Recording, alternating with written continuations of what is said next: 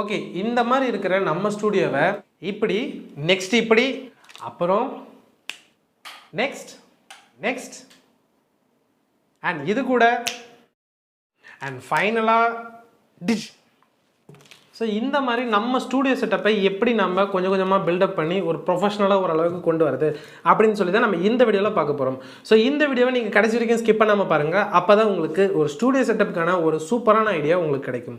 சரி, okay guys, வாங்க நம்ம வீடியோக்குள்ள போவோம். அதுக்கு முன்னாடி நீங்கள் என் சேனலை சப்ஸ்கிரைப் பண்ணல அப்படின்னா மறக்காமல் சப்ஸ்கிரைப் பண்ணி இந்த பெல் ஐக்கனை கிளிக் பண்ணிக்கோங்க. ஸோ ஃபஸ்ட்லேருந்து வருவோம். ஃபஸ்ட்டு வந்து பார்த்தீங்கன்னா நம்ம பேக்ரவுண்டில் இருக்கிற வாலோட கலர் என்ன அப்படிங்கிறத பார்க்கலாம். ஸோ நம்ம பேக்ரவுண்டோட வால் கலர் வந்து பார்த்தீங்கன்னா நம்ம சாண்டில் அடிச்சிருக்கிறோம். ஸோ இது வந்து பார்த்தீங்கன்னா நம்ம எல்லா வீடியோஸ்க்கும் இந்த சாண்டில் கலரே போட்டுட்டு இருக்க முடியாது. ஸோ அதனால் வந்து பார்த்தீங்கன்னா நம்ம ஒரு புதுசாக ஒரு ஸ்க்ரீன் ஆட் பண்ணலாம். ஸோ அப்படி சொல்லி தான் நம்ம ஒரு ஸ்க்ரீன் ஆட் பண்ணுது. ஸோ ஸ்க்ரீன்லேயே வந்து பார்த்தீங்கன்னா நிறைய டிஃப்ரெண்ட் கலர்ஸில் ஸ்க்ரீன் இருக்குது. ஸோ அந்த ஸ்க்ரீன்ஸில் என்னென்ன கலர் மோஸ்ட்லி இந்த மாதிரி ஃபோட்டோஸ் அண்ட் வீடியோகிராஃபிக்கு யூஸ் பண்ணுவாங்க அப்படின்னு சொல்லி பார்த்தீங்கன்னா க்ரீனு, பிளாக்கு, அதுக்கு அடுத்தது ஒயிட் அண்ட் கிரே. ஸோ இதை தான் வந்து பார்த்தீங்கன்னா மோஸ்ட்லி நிறைய இடத்துல யூஸ் பண்ணுவாங்க. இந்த க்ரீன் எதுக்கு அப்படிங்கிறத நான் சொல்லிடுறேன். ஸோ க்ரீன்லாம் எதுக்கு அப்படின்னு சொல்லி பார்த்தீங்கன்னா, இப்போ நான் இங்கே உட்காந்து நான் பேசிகிட்டு இருக்கேன். பட் எனக்கு பின்னாடி ஒரு பீச் இருக்கிற மாதிரி ஒரு பேக்ரவுண்ட் வேணும், இல்லை ஏதோ ட்ராவல் பண்ணுற மாதிரி பேக்ரவுண்ட் வேணும், இல்லை டிஃப்ரெண்ட்டாக ஒரு ஃபாரினில் இருக்கிற மாதிரி, இல்லை மூனில் இருக்கிற மாதிரி, இந்த மாதிரிலாம் பேக்ரவுண்ட் வேணும் அப்படின்னா அதை நம்ம இந்த க்ரீன் ஸ்க்ரீனை வச்சு நம்ம வீடியோ பண்ணும்போது வந்து பார்த்திங்கன்னா ஈஸியாக கொஞ்சம் அனிமேஷனில் நம்ம ஈஸியாக கொண்டு வந்துட முடியும். ஸோ அதுக்கு தான் வந்து பார்த்திங்கன்னா க்ரீன் ஸ்க்ரீன் செட் ஆகும். அதுக்கு அடுத்தது இந்த பிளாக் ஸ்க்ரீன் வந்து எதுக்கு யூஸ் ஆகும் அப்படின்னு சொல்லி பார்த்தீங்கன்னா, நம்மளை சுற்றி இருக்கிற எல்லாமே வந்து பார்த்திங்கன்னா பியூர் பிளாக்காக கொண்டு வந்து நம்மளை மட்டும் தனியாக காட்டணும் அப்படிங்கிறதுக்கு இந்த பிளாக் ஸ்க்ரீன் செட்டப் சூப்பராக இருக்கும். அதுக்கு அடுத்தது இந்த white screen. So white screen வந்து பார்த்திங்கன்னா சேம் அந்த பிளாக்குக்கு அப்படியே ஆப்போசிட். இந்த ஒயிட் ஸ்க்ரீனுக்கு வந்து பார்த்திங்கன்னா ரொம்பவே தூக்கி கொடுக்கும், ஒரு மாதிரி பியூராக ஒயிட்டான ஒரு வீடியோவை நம்மளுக்கு கொடுக்கும். ஸோ அதுக்கு வந்து பார்த்திங்கன்னா ஒயிட் ஸ்க்ரீன் யூஸ் பண்ணுவாங்க. இந்த மாதிரி கிரே ஸ்க்ரீன் எதுக்கு யூஸ் பண்ணுவாங்க அப்படின்னு சொல்லி பார்த்தீங்கன்னா, நம்மளுக்கு கலர்ஸ் வந்து பார்த்திங்கன்னா நிறைய டிஃப்ரெண்ட்டாக கலர்ஸ் ஆட் பண்ணுறதுக்கு. ஸோ இப்போ வந்து பார்த்திங்கன்னா இந்த சைடு ஒரு கலரும் இந்த சைடு ஒரு கலரும், இல்லை ரெண்டுமே வந்து பார்த்திங்கன்னா ஒரே கலராக கூட வச்சு யூஸ் பண்ணலாம். இந்த மாதிரி பேக்ரவுண்டை நம்ம கலர்ஸ் சேஞ்ச் பண்ணுறதுக்கு இந்த கிரே ஸ்க்ரீனை யூஸ் பண்ணுவாங்க. ஸோ அப்படி சூஸ் பண்ணது தான் இந்த கிரே ஸ்க்ரீன்.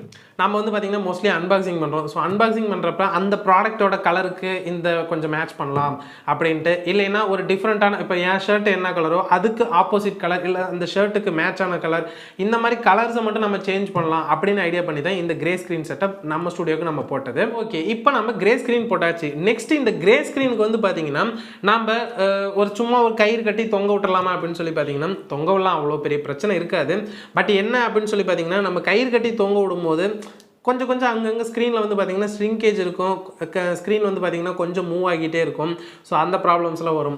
அதை ரிமூவ் பண்ணுறதுக்கு வந்து பார்த்திங்கன்னா பேக்ரவுண்ட் ஸ்க்ரீனுக்குனே வந்து பார்த்திங்கன்னா பேக்ரவுண்ட் ஸ்டாண்ட் இருக்குது. ஸோ அந்த ஸ்டாண்டை வாங்கி நம்ம ஃபிட் பண்ணிட்டோம் அப்படின்னா அதில் இந்த ஸ்க்ரீனை வந்துட்டு நம்ம போட்டு ஃபிக்ஸ் பண்ணிக்கலாம். ஸோ ஃபிக்ஸ் பண்ணால் மட்டும் மறுபடியும் அந்த ஸ்ட்ரிங்கேஜ்லாம் வராதா அப்படின்னு சொல்லி பார்த்திங்கன்னா, அப்பயும் இன்னும் கொஞ்சம் ஸ்ட்ரிங்கேஜ் வரும். அதுக்கு என்ன பண்ணலாம் அப்படின்னு சொல்லி பார்த்திங்கன்னா, இந்த மாதிரி பேக் ட்ராப் கிளிப்ஸ் இருக்குது. ஸோ இந்த கிளிப்ஸை வந்து பார்த்திங்கன்னா அந்த ஸ்க்ரீனுக்குலாம் வந்து பார்த்திங்கன்னா நல்லா டைட்டாக ஸ்ட்ரெச் பண்ணி இப்படி போட்டு லாக் பண்ணிட்டோம் அப்படின்னா நம்மளுக்கு இந்த மாதிரி வந்து பார்த்தீங்கன்னா சுத்தமாக ஸ்ட்ரிங்கேஜே இருக்காது.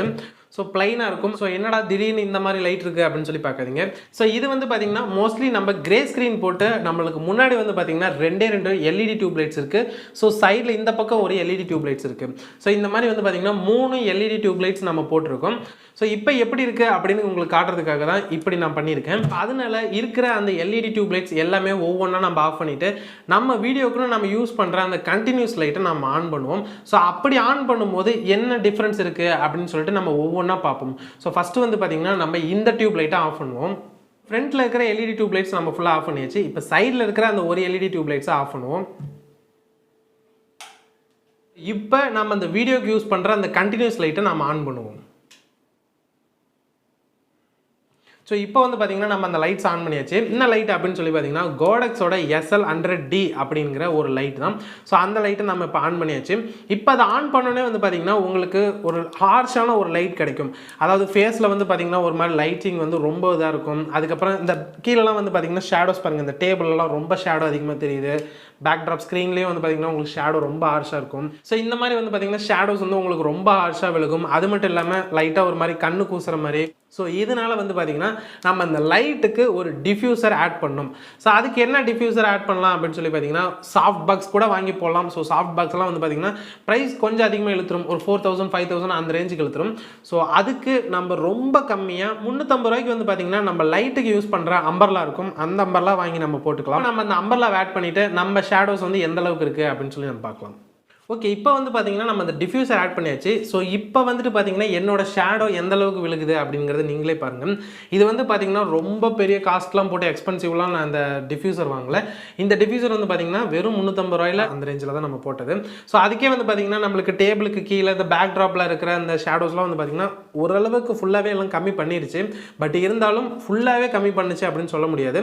பட் இருந்தாலும் இருக்கும், எப்படினாலும் அந்த ஷேடோஸ் வந்து இல்லாமல் இருக்கவே இருக்காது, கண்டிப்பாக இருக்கும். பட் இது வந்து பார்த்தீங்கன்னா ஷேடோஸை கொஞ்சம் கம்மி பண்ணி விட்டுரும். அதுக்கு வந்து பார்த்தீங்கன்னா இந்த டிஃப்யூசர் நம்மளுக்கு யூஸ் ஆகுது. ஓகே, இப்போ வந்து பார்த்தீங்கன்னா நம்ம அந்த RGB லைட்ஸையும் ஆன் பண்ணியாச்சு. ஸோ இப்போ ஆன் பண்ணதுக்கப்புறம் வந்து பார்த்தீங்கன்னா மோஸ்ட்லி அந்த பேக் ட்ராப்பில் இருக்கிற எல்லா ஷேடோஸும் வந்து பார்த்தீங்கன்னா ரிமூவ் ஆயிடும். ஏன்னா பேக் ட்ராப்க்கே நம்ம தனியாக லைட்ஸ் அடிக்கிறதுனால அதில் இருக்கிற வர எல்லா ஷேடோஸும் ரிமூவ் பண்ணிக்கிறோம்.